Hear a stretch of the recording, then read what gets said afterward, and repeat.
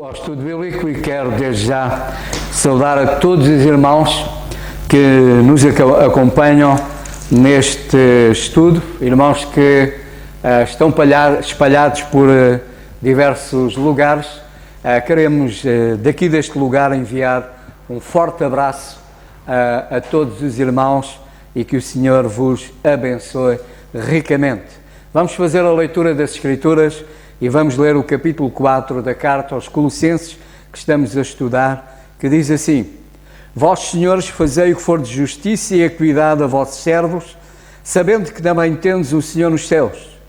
Perseverai em oração, velando nela com a ação de graças, orando também juntamente por nós, para que Deus nos abra a porta da palavra, a fim de falarmos do mistério de Cristo, pelo qual estou também preso, para que o manifeste conforme convém falar.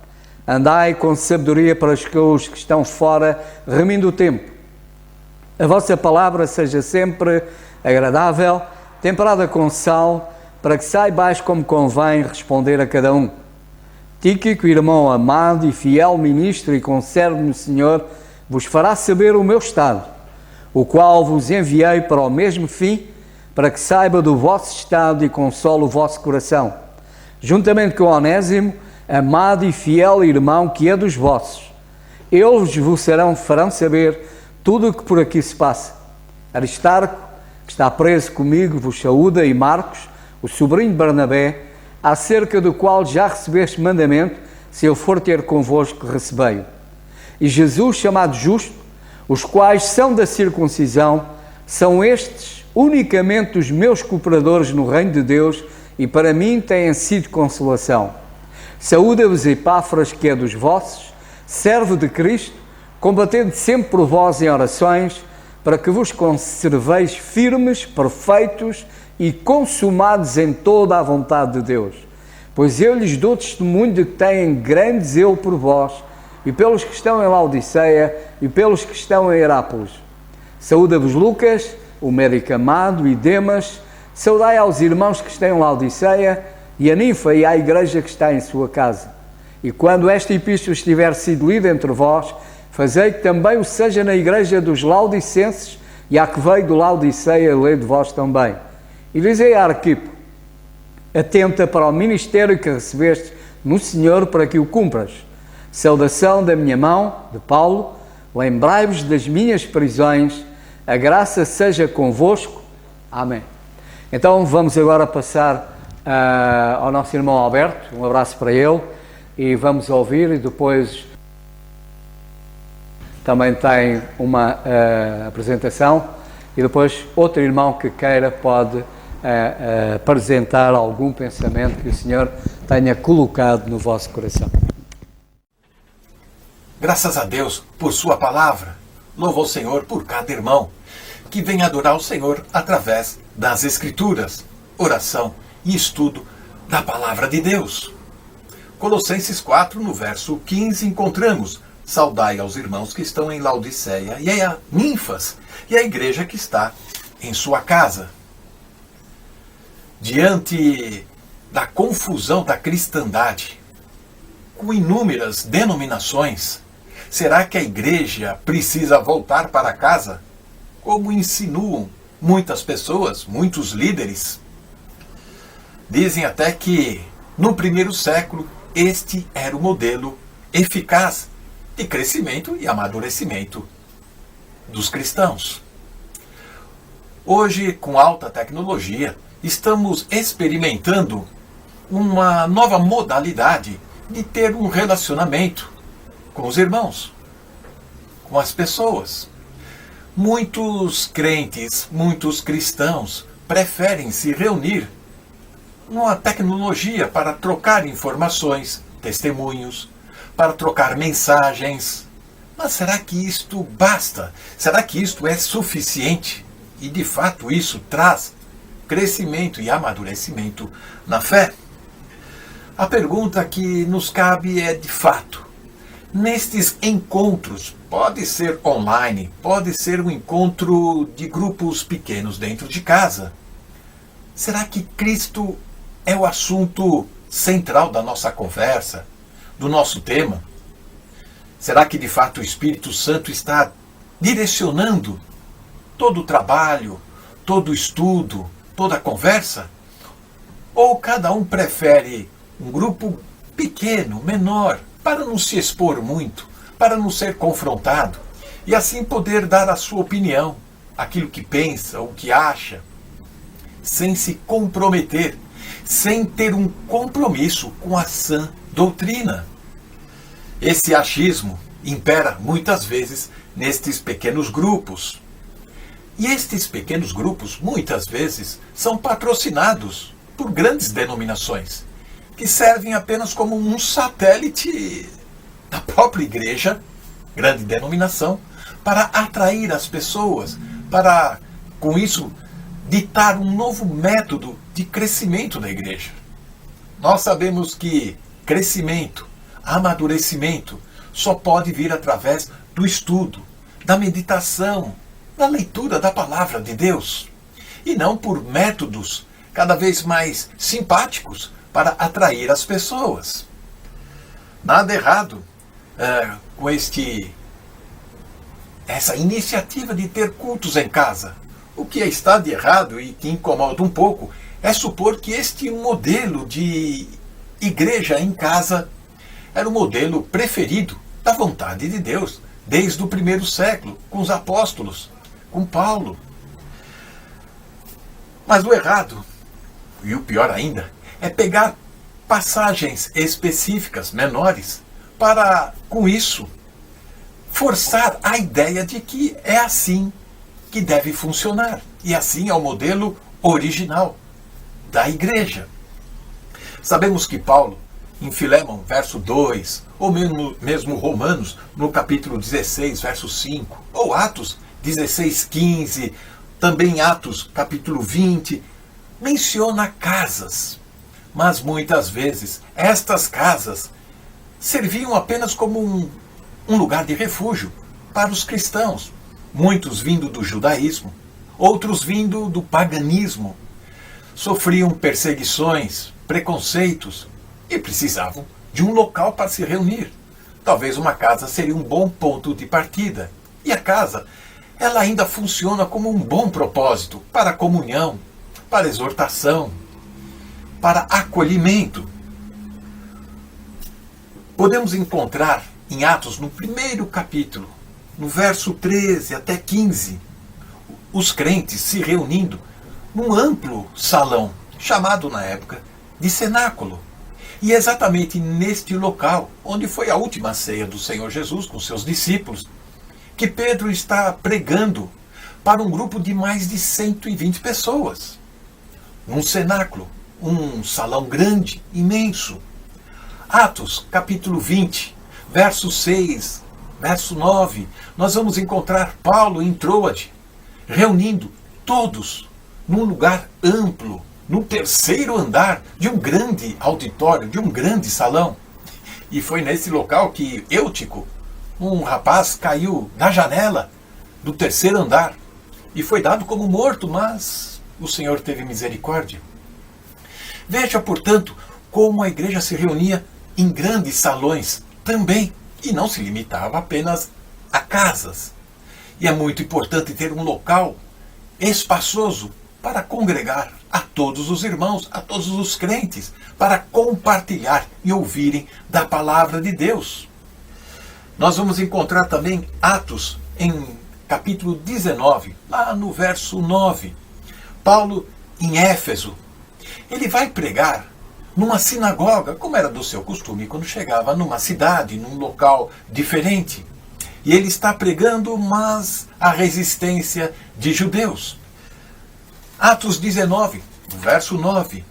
Mas como alguns deles se endurecessem e não obedecessem, falando mal do caminho perante a multidão, retirou-se deles e separou os discípulos, os crentes, disputando todos os dias na escola de um certo tirano.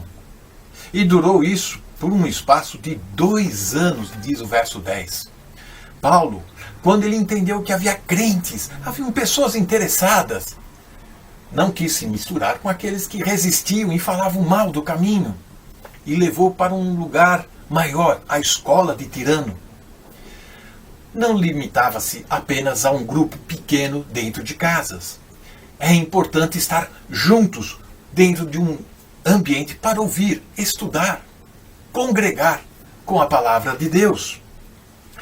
Na realidade, nós vamos perceber na leitura do Novo Testamento que muitas vezes os discípulos, os crentes, os cristãos se reuniam em um amplo lugar para que todos pudessem desfrutar da companhia, camaradagem e principalmente das responsabilidades e privilégios que cada um deveria demonstrar para uns com os outros. Entendendo isso, nós vamos ver que igreja somos nós. Igreja não é um prédio, igreja não é um templo sagrado. Igreja somos nós e precisamos estar juntos, pois é assim que o Senhor vai abençoar a sua igreja. O Senhor abençoa quando estamos dentro de um quarto com a porta fechada orando. O Senhor abençoa muito mais quando estamos congregados, reunidos, orando uns pelos outros e intercedendo pela sua igreja. Que o Senhor nos abençoe. Amém. Que bom é nós estarmos de regresso ao nosso estudo bíblico em Colossenses, no capítulo 4, versículo 15. Apesar de eu ainda pessoalmente não poder estar presencialmente convosco, fiz esta gravação para dar assim o meu contributo para este estudo bíblico hoje. Mas não o quero fazer sem primeiro enviar as minhas saudações para todos vós e também para aqueles que nos acompanham pela internet, especialmente aqueles que estão longe, os que estão mais longe, nos vários continentes, desde a América, do Norte e do Sul, a África, pelos vários países da Europa e também no Vietnã, onde está a Raquel e o Fábio, mas especialmente para a Alemanha, onde está um casal que nos acompanha habitualmente nos nossos estudos bíblicos e nas mensagens que vamos gravando e vamos difundindo. Estive no domingo passado com o Isaac e a Bela, que estão na Alemanha. Reunimos-nos, estivemos juntos na reunião, no culto, na igreja nas Fontainhas, no passado domingo, e foram eles que me falaram acerca deste casal. Um grande abraço para eles e tantos outros, que alguns dos quais nós nem conhecemos. Que Deus abençoe a todos e que estes estudos possam de facto ser inspiração, ser motivação, serem verdadeira edificação e até, eventualmente, de salvação para alguns. Mas vamos a Colossenses capítulo 4, versículo 15, onde nós lemos: saudai aos irmãos que estão em Laodiceia e a Ninfa e a igreja que está em sua casa. O irmão Alberto fez uma exposição muito importante sobre a forma, o modo de reunião dos crentes na Bíblia, à luz das Escrituras bem manejadas. Vimos que olhar para a igreja reunida numa casa, num lar, como sendo regra então usada, como um padrão então seguido, é uma ideia que não corresponde à verdade. Mas pior do que isso, é uma ideia muito redutora, face à realidade que as Escrituras nos dão de ver localmente a igreja reunida em espaços amplos, que não num mero espaço reduzido de família, numa casa familiar. Os crentes em Corinto, e é importante nós vejamos isto, olhamos para as igrejas locais e olhamos para a igreja em Corinto como exemplo, como paradigma. Os crentes em Corinto juntavam-se, lemos na Bíblia em 1 Coríntios capítulo 11, versículo 20, num lugar, e juntavam-se num lugar para comer a ceia do Senhor. E este lugar não era uma casa, ou seja, não era um lar, a casa onde se reunia, onde vivia uma família. E para que não haja dúvidas, o próprio apóstolo Paulo é muito claro a este respeito quando no versículo 22 ele diz e faz esta pergunta: não tendes porventura casas para comer e para beber? Ou seja, eles não estavam numa das suas casas. E ele faz referência às suas próprias casas onde eles não estavam. Ou seja, definitivamente, eles não estavam na casa de nenhum deles em particular, reuniam-se num lugar amplo, que não a casa de nenhum deles. A grande lição que me parece que o Espírito de Deus nos quer dar, quando se refere à igreja em casa, é que esta casa, ou melhor, é que em casa nós não devemos deixar de ser a igreja que somos. Pois a verdade é que não deixamos de ser igreja onde quer que nós estejamos. Alguns, na sua mente, fazem esta distinção que não é correta, que não existe. Quando saem do lugar em que se reúnem como igreja e vão para as suas casas, Ali em suas casas deixam de se comportar como igreja que são. Mas isso não deveria acontecer. A vida do crente não é uma quando se reúne com a igreja num determinado lugar e outra quando saem desse lugar e vão para a sua casa ou para outro lugar qualquer. E particularmente em casa, no nosso lugar mais recôndito, nós devemos continuar a ser a igreja que Deus quer que nós sejamos. Porque, e é importante que se diga isto, de facto, somos sempre igreja, onde quer que nós sejamos. E o que somos em casa define, e isto é importante que se diga, define a igreja que realmente nós somos. E a minha pergunta é, que igreja nós somos? E por que será que nós somos a igreja que deveríamos ser? Porque nós somos a ser igreja, a igreja que devemos ser quando estamos em casa ou noutro lugar qualquer. Em Colossenses 4,15 o apóstolo diz: saudai aos irmãos que estão em Laodiceia e a Ninfa é a igreja que está em sua casa. Portanto, ele envia saudações para a igreja em Laodiceia e faz referência a Ninfa e à igreja que está em sua casa. Porque, de facto, os crentes, quando estão em sua casa, não deixam de ser igreja. Vem isto a propósito há dias nós temos ouvido o nosso irmão Fernando Quental contar acerca de uma criança que depois de ter ido ao culto com os pais, quando o culto acabou, depois de eles se terem reunido como igreja num determinado lugar, esta criança ter-se voltado para os pais e lhes ter dito: gostava de viver aqui. E dizia ela isto porque o comportamento dos pais ali era diferente do comportamento que tinham em casa quando estavam como família. Como estamos a viver nas nossas casas? Que grande pergunta. É uma pergunta pertinente, incisiva.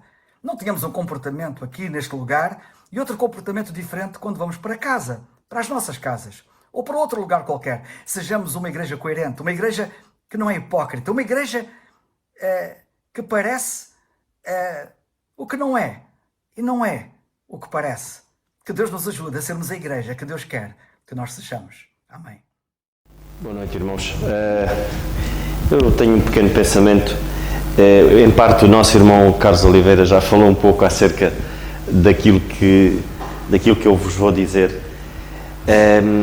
Relativamente a este versículo, quando o apóstolo fala acerca de Ninfa e a igreja que está em sua casa, queria-vos falar um pouco acerca disso. Sabem, eu há dias ouvi uma mensagem de um homem de Deus que uma irmã passou para mim e eu ouvi essa mensagem, e essa mensagem falava acerca de relacionamentos e falava acerca da família, e uma das coisas que esse irmão, a uma dada altura da mensagem, ele falava é que o inimigo é perito em cortar as linhas de abastecimento. O que é que eu quero dizer com isto?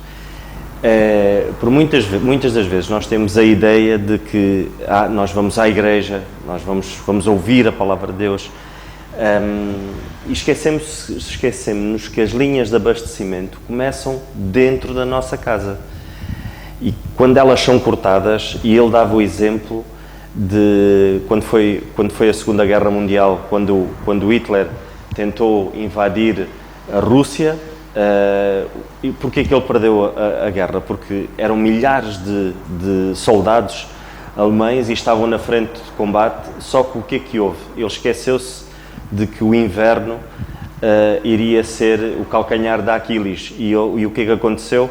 As linhas de abastecimento, as intempéries e o inverno foi tão rigoroso que o inverno cortou as linhas de abastecimento aos soldados. E muitos deles, milhares de soldados, morreram de fome, frio, porque não tinham linhas de abastecimento com que lutar, com que manejar.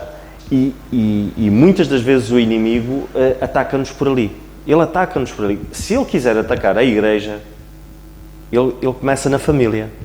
Ele começa na família, não tínhamos dúvidas. Ele atacando a família é meio caminho andado para tirar as linhas de abastecimento.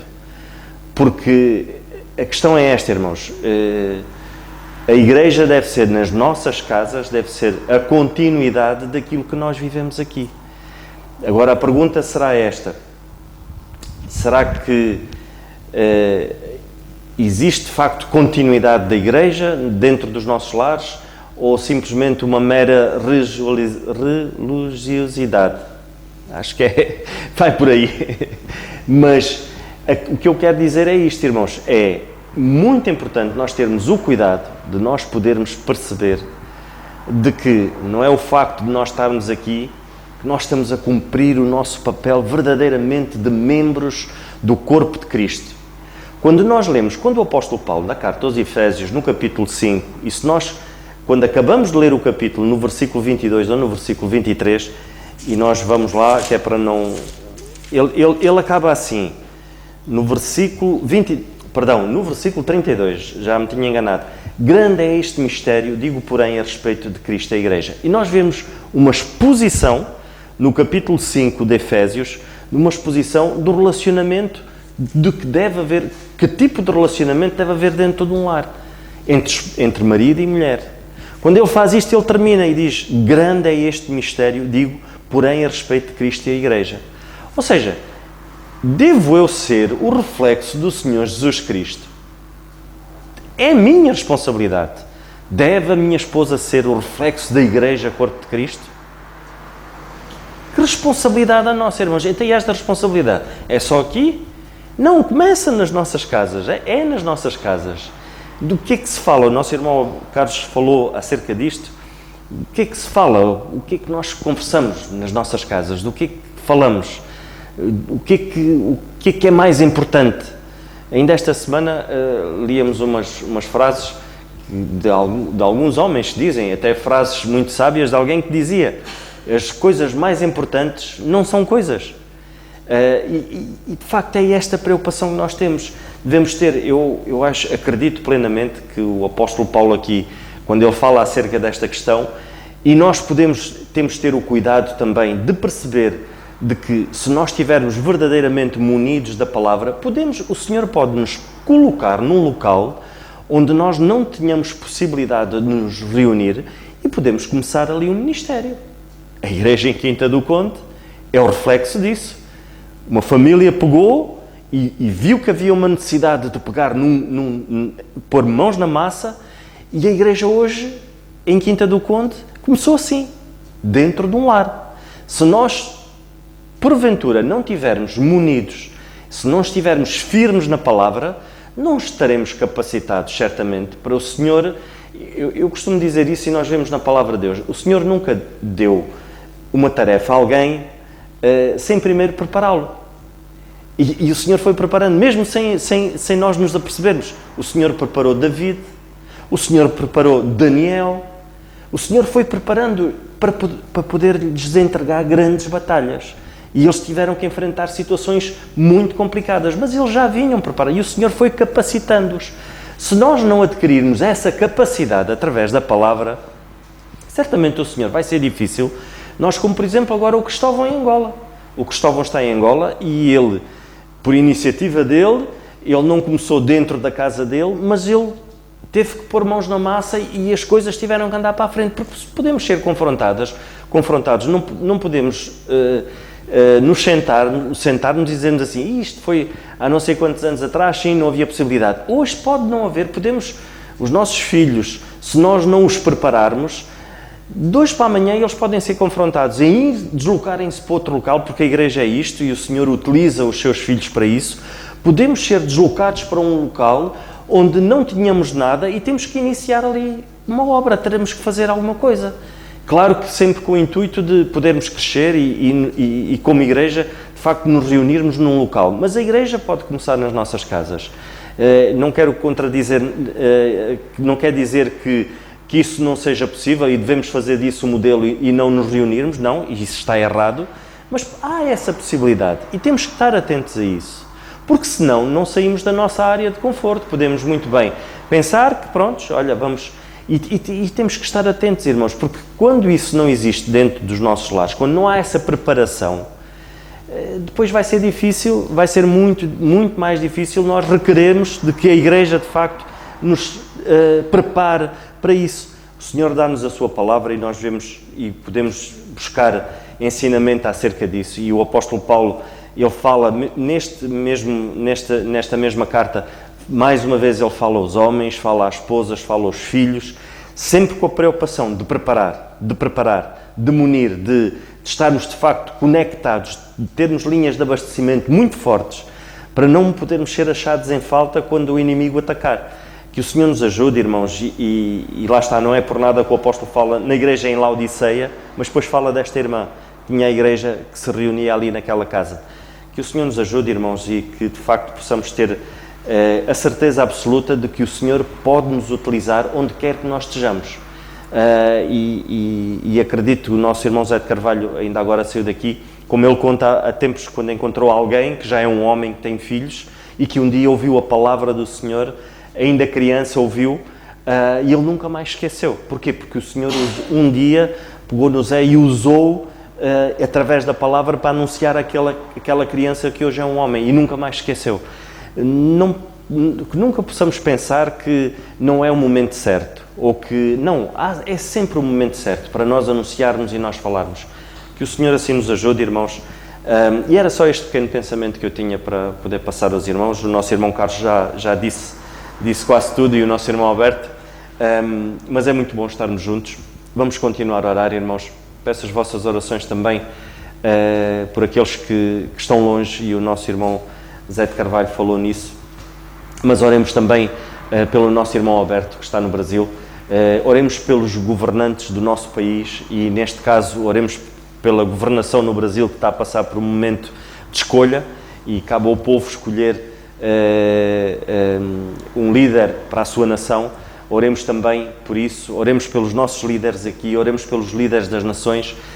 Vivemos dias complicados em que existe este conflito enorme e muitas vidas estão a ser ceifadas pela loucura do homem. Que o Senhor nos ajude e possamos estar atentos também àquilo que o Senhor nos vai mostrando, para podermos ser mais incisivos nas nossas orações. Vamos ficar de pé, irmãos, e vamos terminar com a oração. Senhor nosso bendito e amado Pai, nós queremos te dar graças mais uma vez, Senhor, de facto, porque Tu és assim, Senhor, e nós vemos na Tua palavra, Senhor, que Tu nos usas, Senhor, segundo a Tua vontade, e a Tua vontade, Tu és soberano, Senhor, e ajuda-nos a estar disponíveis para Ti, Pai. Às vezes queremos ser usados por Ti, mas queremos impor as nossas regras, quando não deve ser assim, Senhor. Devemos ser usados por Ti, despojados de qualquer ideia, Senhor, mas sim predispostos a que Tu nos moldes, Senhor. E às vezes é esse moldar que nós não queremos na nossa vida, Senhor, porque isso traz dor, como é óbvio, Pai, mas ajuda-nos, Senhor, a poder aceitar de facto essa mudança, Senhor, que muitas das vezes é uma guerra interior, e essa é a maior delas todas, que é lutarmos contra o nosso eu. Que nos ajudes, Senhor, de facto, para que haja mudança dentro de nós, Senhor, e capacita-nos, Senhor, através da Tua palavra, para podermos nos despojar, Senhor, da velha carne que às vezes quer sobrepor a nova criatura que habita em nós, Senhor. Ó Pai, mais uma vez te agradecemos por cada filho Teu aqui, Senhor, pelas suas lutas, mas que Tu cuides de cada um, Senhor. Dá forças e ânimo, Senhor.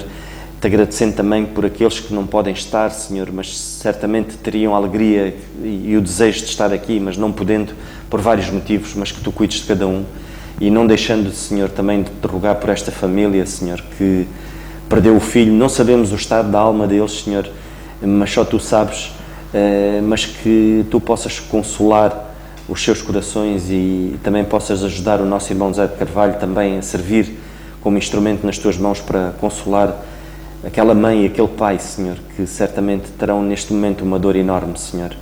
Mas nós Te agradecemos mais uma vez por estarmos seguros em Ti, Pai. Te agradecemos no nome do Teu Filho, o nosso Senhor Jesus Cristo. Amém. O culto está terminado, irmãos.